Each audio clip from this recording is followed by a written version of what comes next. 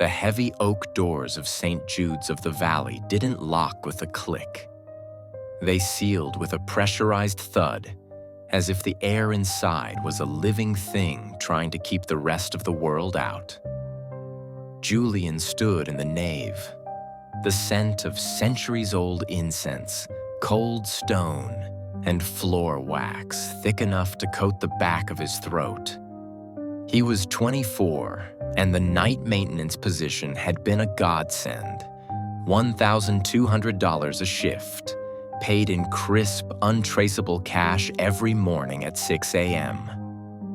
The priest, a man named Father Miller, whose eyes seemed to be perpetually out of focus, as if he were looking at someone standing 2 feet behind Julian's shoulder, had handed him a mop, a bucket of grayish water that never seemed to get sudsy, and a laminated card.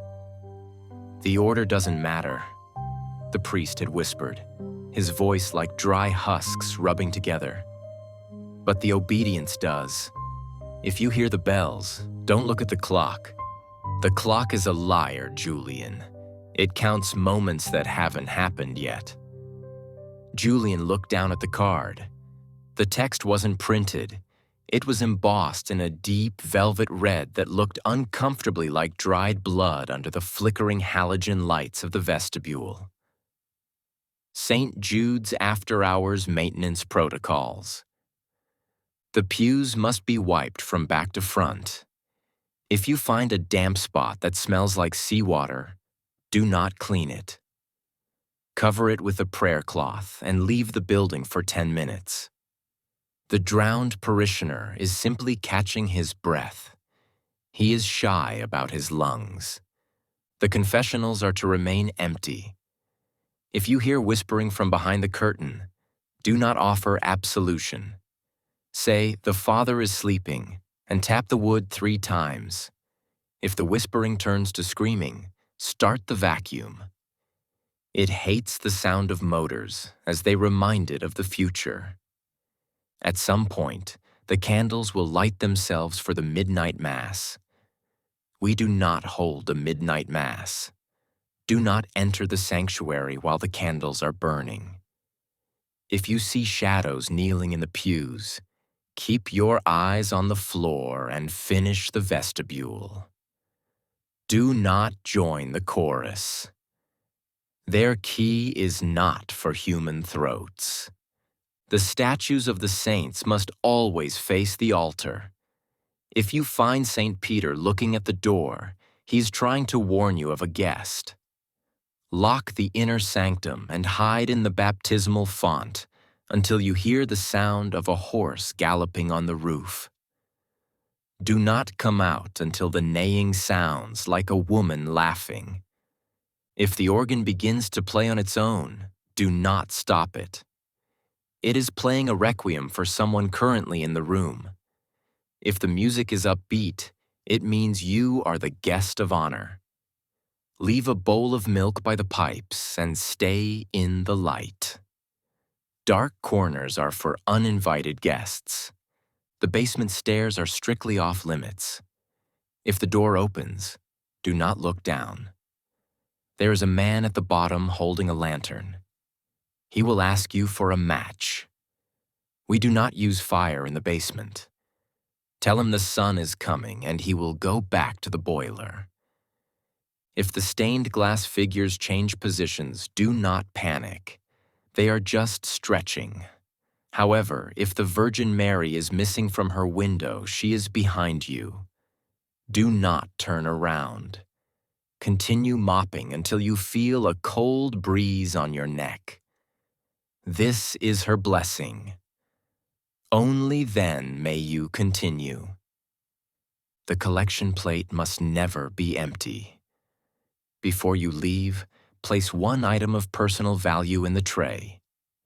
This is the tithe of the soul.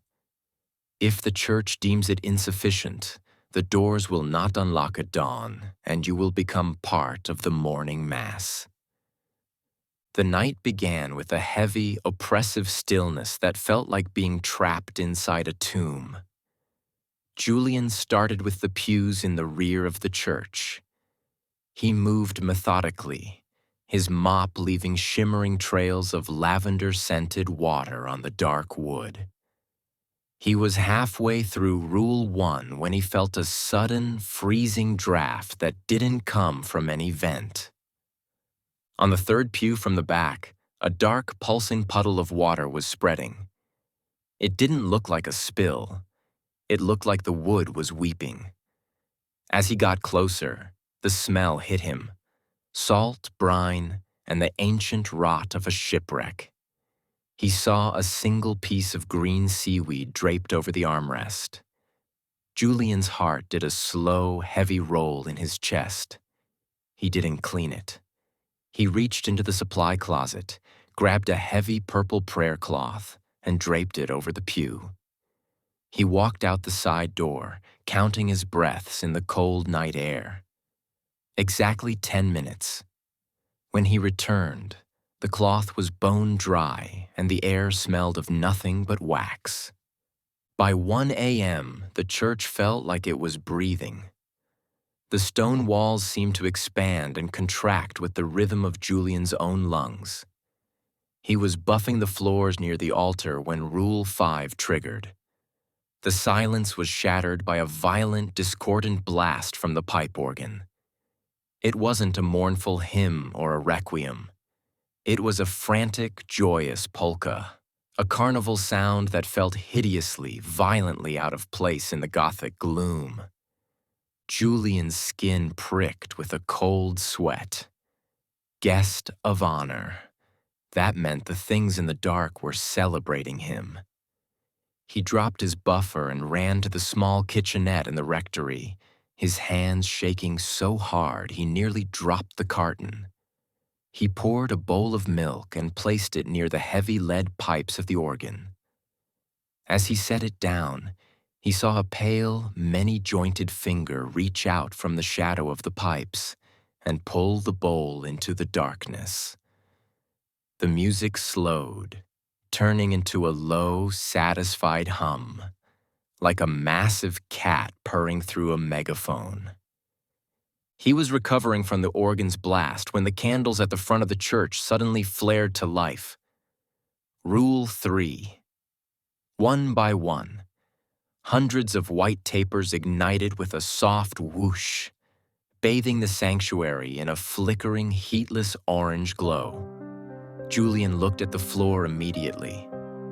He could see the shadows of people, hundreds of them filling the pews.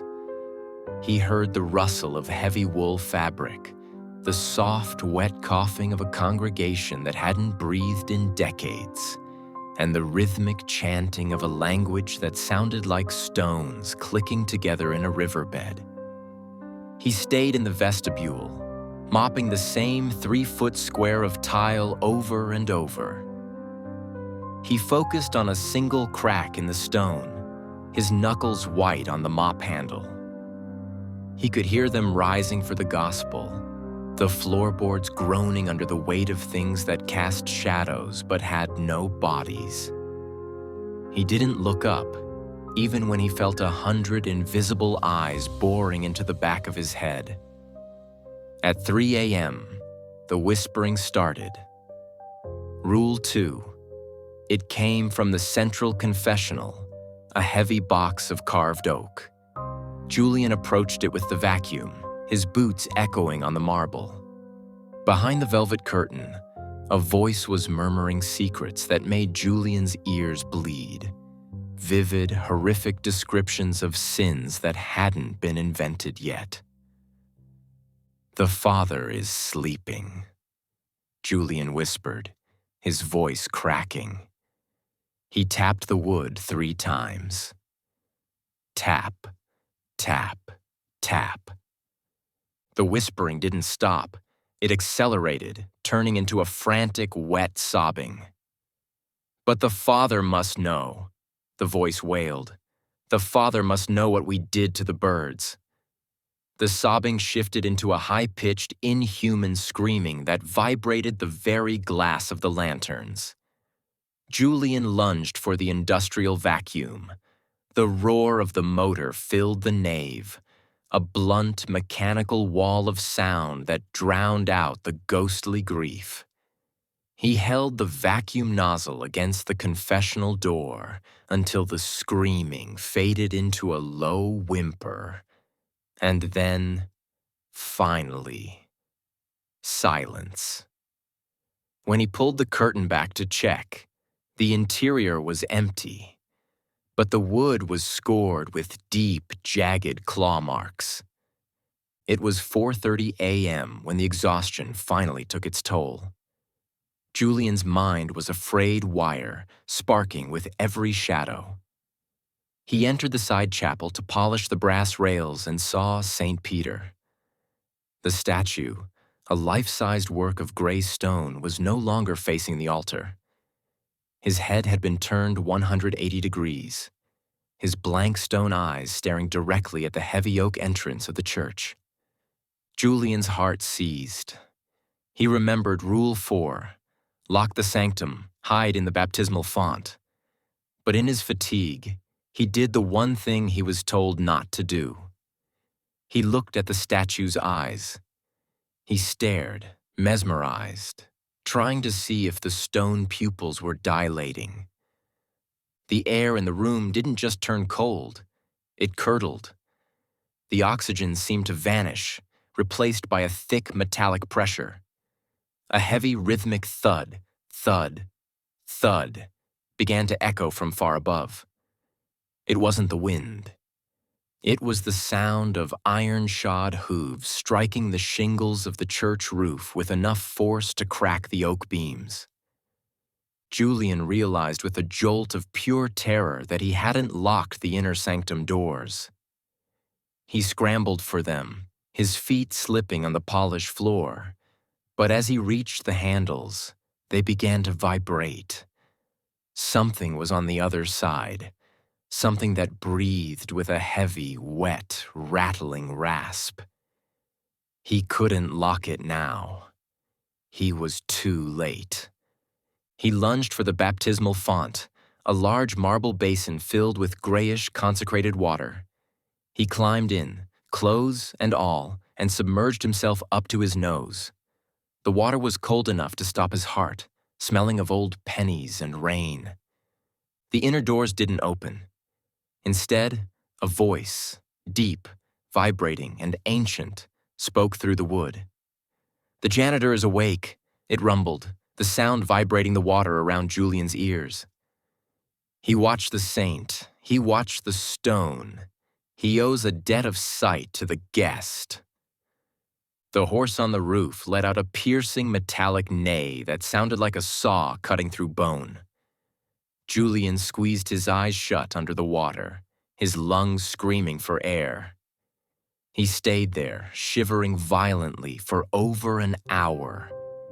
The scratching at the door was constant, a slow, rhythmic peeling of wood, as if a giant bird were trying to carve its way in. But whatever was out there couldn't cross the threshold of the consecrated water. As the first sliver of gray, pre-dawn light touched the top of the stained glass windows, the weight on the roof vanished with a final, booming kick. The church seemed to sigh, the pressure in the room finally equalizing. Julian climbed out of the basin, his movements slow and robotic. He was soaked to the bone, his skin a pale, sickly blue. He looked up at the windows. Rule 7. The Virgin Mary was gone from her pane, leaving behind only a void of clear, cold glass. Julian felt a breath of ice-cold air on the back of his neck, a sensation like a frozen finger tracing his spine. He remembered the rule: do not turn around. He didn't. He walked to the front of the church, mopping the floor with his one dry hand while the other gripped his freezing chest. He felt a presence behind him, a towering, silent grace that watched his every move. He mopped until the cold breeze on his neck faded into the warmth of the rising sun. Finally, he reached the collection plate near the exit. Rule 8. The tithe. Julian reached into his pocket. His fingers brushed his wallet, his keys, and then settled on his grandfather's silver pocket watch. It was the only thing he had left of his family, a piece of history that had survived wars and poverty. He looked at the heavy oak doors, still bolted shut. He looked at the watch. With a trembling hand, he placed it in the brass tray. The watch didn't just sit there. It seemed to sink into the metal of the tray, vanishing as if the plate had swallowed it. A soft, inviting click echoed through the vestibule. The heavy doors were unlocked. Julian stepped out onto the stone porch. The morning air was crisp and sweet, a sharp contrast to the stagnant, holy rot of the interior. Father Miller was waiting there, sitting on a stone bench, watching the fog lift from the valley. He held a thick manila envelope in his lap. He handed it to Julian without looking at him. "You're late with the milk next time, Julian," the priest said, his voice flat. "The organ doesn't like to wait for its guest of honor. And you really shouldn't have looked at Peter. He's a sensitive soul." Julian opened the envelope. Inside were 12 $100 bills, more money than he usually made in a month. He looked at his hands. They were still stained with the grayish hue of the baptismal water, and his grandfather's watch was gone forever. He looked at the church. It looked perfectly normal in the morning light, a quaint, peaceful landmark of the town. But he knew what lived in the basement stairs, Rule 6. The man with the lantern he had successfully avoided by shouting about the sun. He knew about the drowned parishioner. Julian looked at the cash, then at his car, then back at the heavy oak doors. He was exhausted, terrified, and fundamentally changed. But $1,200 was the difference between a life and a slow disappearance. "I'll be here at 10, Julian whispered. Father Miller smiled, and for a fleeting second, his eyes sharpened, revealing a depth of age that was impossible for a human being. "Good. The saints were starting to like the way you mop. They said you have a very rhythmic soul." Julian got into his car, the heater blasting, but he couldn't get warm. He knew that tonight, the rules would happen in a different order, and he knew that eventually, he would run out of personal items to put in the plate.